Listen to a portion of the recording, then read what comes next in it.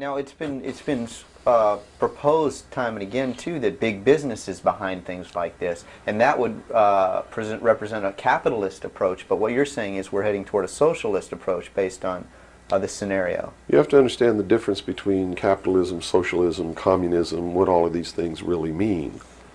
You have to understand that what the difference is between right wing and left wing. People, they use these phrases all the time, and they don't even know what these things mean.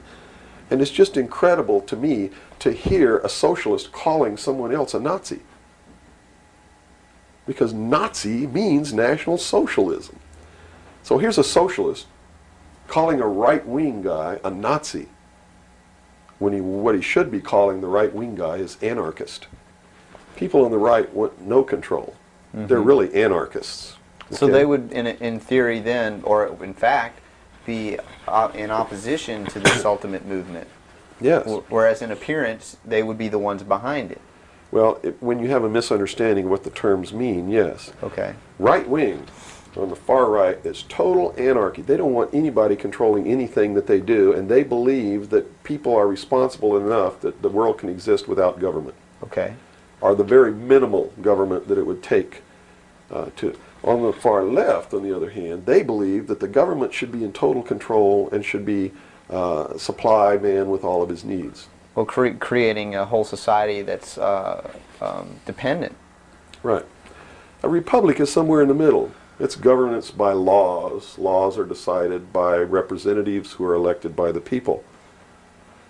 And according to the theory, the representatives will do what is right, whether they get elected or not, because it's not really a democracy. A democracy is far left. People don't understand. We don't live in a democracy. This country is not a democracy. It is a republic.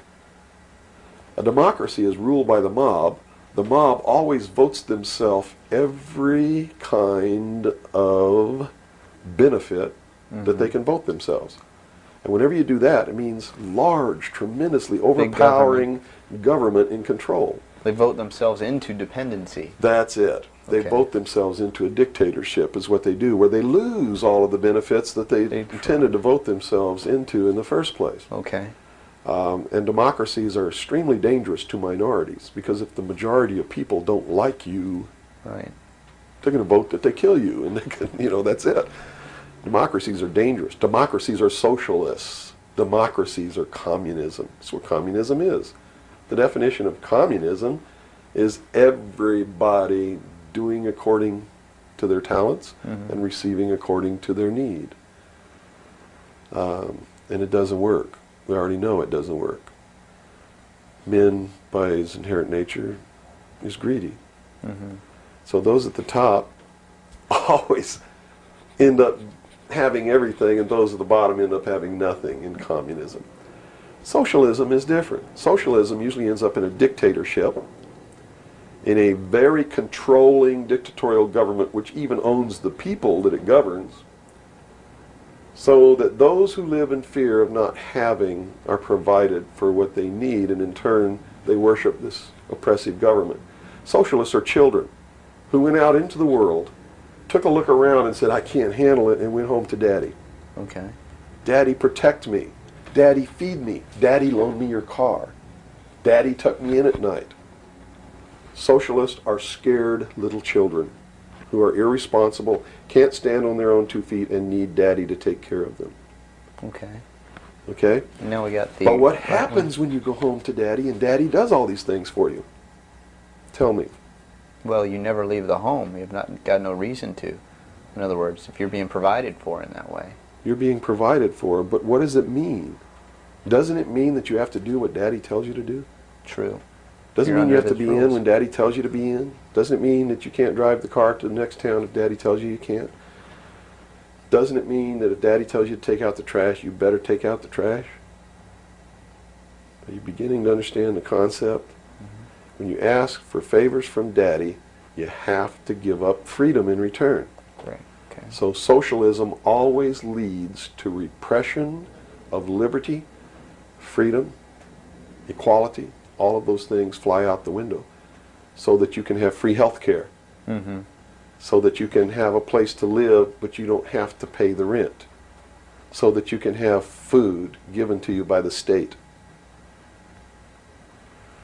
And that's where we're headed. Right in this country right now, we're almost totally socialist, and now people are screaming for a national health care policy, Right. health care insurance. Now, the other aspect, once again, I'd like to go into is the anarchy or the right wing, which we just into that similar. Anarchists believe that they can be responsible, that they won't hurt other people, Okay. that your freedom never ends until it begins to infringe upon someone else's freedom, and that no one should have any control over that there should be no speed limits on the highways. Mm-hmm. The problem is that, again, just like on the socialist side, you have people over here that are human, and human condition means that ultimately somebody's not going to be responsible, that they're going to drive too fast when they've had too much to drink, and they're going to kill innocent people. The answer is a balance. You know, the law of the universe says this. It's a law of physics, really, and everybody can understand it. For every action, there is an equal but opposite reaction. There can be no good unless there is evil. There can be no man without a woman. You understand the concept? Based on that, the theory of a utopia here on Earth is corrupt right away. Absolutely. It goes against the laws of physics. It goes against the law of the universe that there must be two opposing forces all the time in every instance, because that's what makes the universe work. Mm-hmm. That's what makes everything work. What we need to do is stop trying to go way over here and establish some utopia of freedoms, or way over here to establish some repression of freedom so that we make sure that we got something on the table to eat. Mm-hmm. And strike a balance between the two that works. And stop withholding information.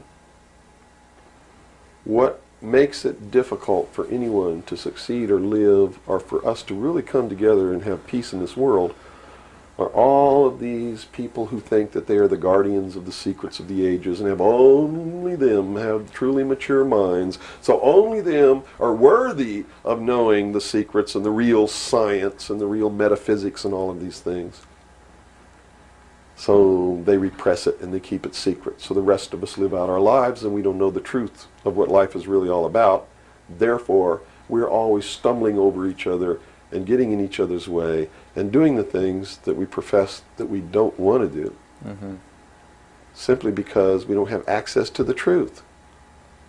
If we had access to the truth, now I got to tell you this, back when these men first began establishing these societies, these mystery schools, and suppressing information, the common man was uneducated, did not have an intellect capable of understanding these secrets.